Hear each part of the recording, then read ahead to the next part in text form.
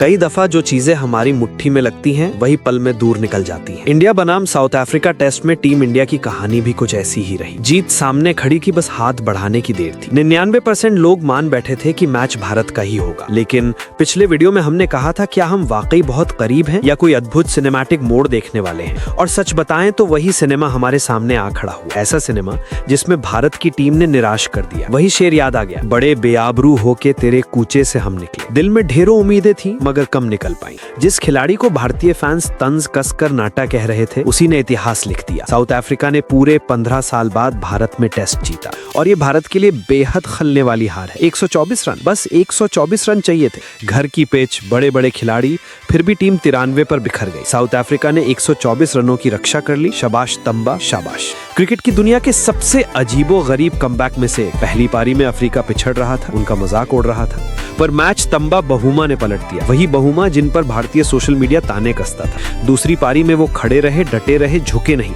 और अकेले मैच निकाल ले गए। इस टेस्ट का इकलौता अर्धशतक उसी ने जड़ा। कप्तानी का असर देखें, 21वीं सदी में आईसीसी खिताब जीतने वाले पहले अफ्रीकी कप्तान और 15 साल बाद भारत में टेस्ट जिताने वाले भी वही। पहली पारी में अफ्रीका 159 पर सिमटा, भारत 109 पर 2 पर था। लग रहा था मैच एक तरफा है, लेकिन 189 पर हम ढेर। फिर भी 36 रनों की बढ़त साथ थी। अफ्रीका ने 153 बनाए। मैच भारत की मुट्ठी में था, सिर्फ 124 चाहिए थे, लेकिन 93 पर ऑल आउट। और ये सबसे दुखद ये कि घर में भारत की मजबूती अब दिखाई नहीं दे रही। हमारी स्पिन टेक्निक काम करती है पर हमारे अपने बल्लेबाज ही स्पिन नहीं खेल पा रहे। अगर वॉशिंगटन सुंदर सबसे ज्यादा रन बनाने वाले खिलाड़ी बन जाएं तो बाकी का हाल समझा जा सकता है। जायसवाल क्या कर रहे थे, राहुल क्या कर रहे थे, जुरैल और पंत क्या खेल रहे थे, शुभमन चोटिल थे। 2024 में भी ऐसा ही हुआ था। 147 रन का चेस नहीं कर पाए न्यूजीलैंड के खिलाफ। अब 124 नहीं बने अफ्रीका के खिलाफ। घर में ये हारे परेशान करने लगी है। जायसवाल 0, राहुल 1, जुरैल 13, पंत 2, 4 बल्लेबाज मिलकर सिर्फ 16 रन। इसे रन कहना भी मुश्किल है। वॉशिंगटन 31, जडेजा 18, अक्षर 26, पीछे वाले तो खैर पीछे ही, कुलदीप 1, बुमराह 0, सिराज 0। ऐसे टॉप ऑर्डर के साथ टीम का डहना तय था। अब बहुमा कह रहे होंगे कि जिस तरह इंडिया की टीम पोस्ट करती थी,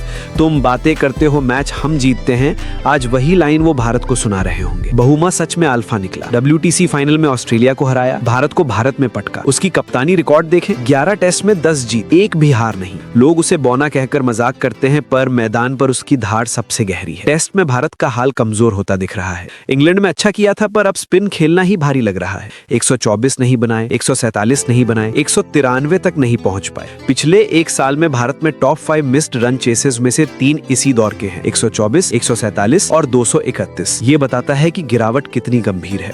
कुछ हारे दिल में सलती हैं। 1999 का पाकिस्तान वाला चेन्नई टेस्ट, पिछले साल वानखड़े में 25 रन से मिली हार, इंग्लैंड के खिलाफ हैदराबाद में 28 रन से हार और अब ये गंभीर एरा में भारत टेस्ट में बहुत औसत लगने लगा है। पहले घर में दबदबा था, अब वो एक तरफा जीते गायब सी हो गई है। लेकिन वॉशिंगटन सुंदर की बात अलग है। पहली इनिंग में 82 गेंदों पर 29, दूसरी में 92 पर 31। अकेला बैटर जिसने 150 से ज्यादा गेंदें खेली, जो झाड़ू खेल दिखाया। बाकी तो आते ही लौट गए। वहीं बहुमा, उसने 50 जड़ दिया। 60 का औसत इस साल, पिछले साल 55।